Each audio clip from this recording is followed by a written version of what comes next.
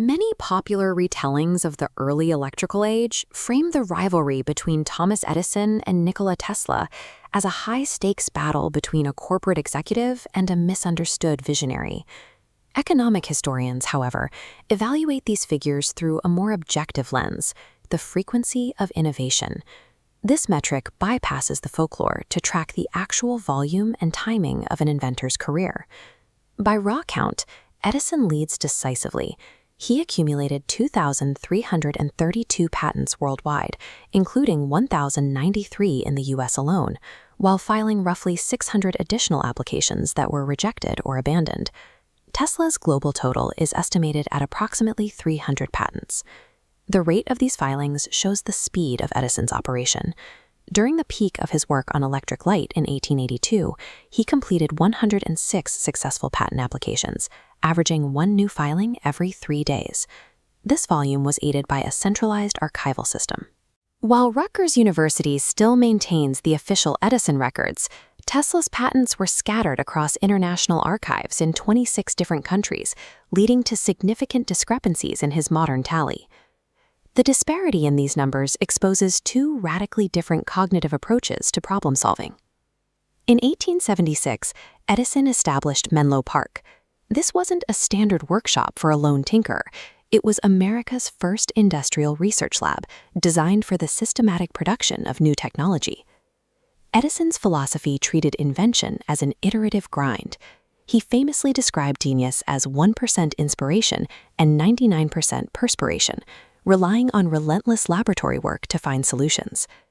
His search for a reliable light bulb filament required his team to physically evaluate over 6,000 different organic materials, including coconut fiber and carbonized bamboo, before landing on a successful design. This method aligns with economist David Galenson's profile of the experimental innovator. In this model, output accumulates gradually as the inventor builds expertise through trial and error. Citation and litigation data confirm this experimental pattern.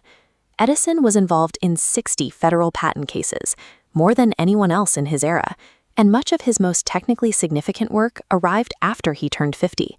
He never really slowed down. For Edison, the most consequential invention was the laboratory itself, an infrastructure capable of generating endless iterations for the market. Nikola Tesla represents the opposite methodology. He was a conceptual innovator who focused on theoretical insight over physical iteration. Tesla claimed he could fully build, test, and refine his inventions within his mind, correcting imbalances and verifying dimensions before ever touching any hardware. He described conceiving the rotating magnetic field for the AC motor while walking through a park reciting Goethe's Faust. In his account, the complete design appeared instantly. In an instant, I saw it all. This mental approach created a specific type of output, a brief, intense burst of productivity. In 1889 alone, Tesla was granted 39 patents tied to his AC system. After this period, his rate of filing dropped significantly for the next 30 years.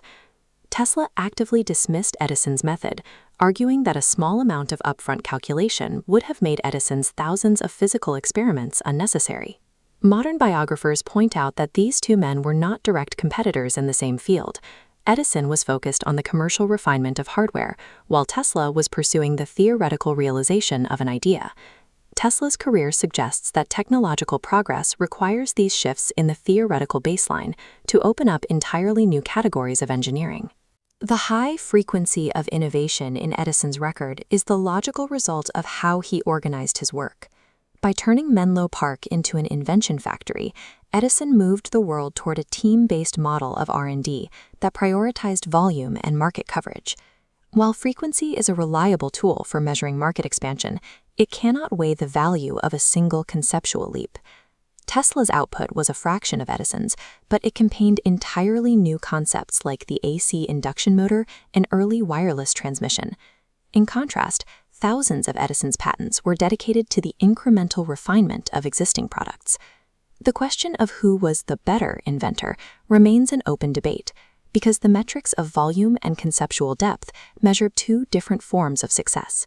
Societies require both models to advance: the conceptual visionary to map a new world, and the experimental grinder to pave the roads that make that world accessible.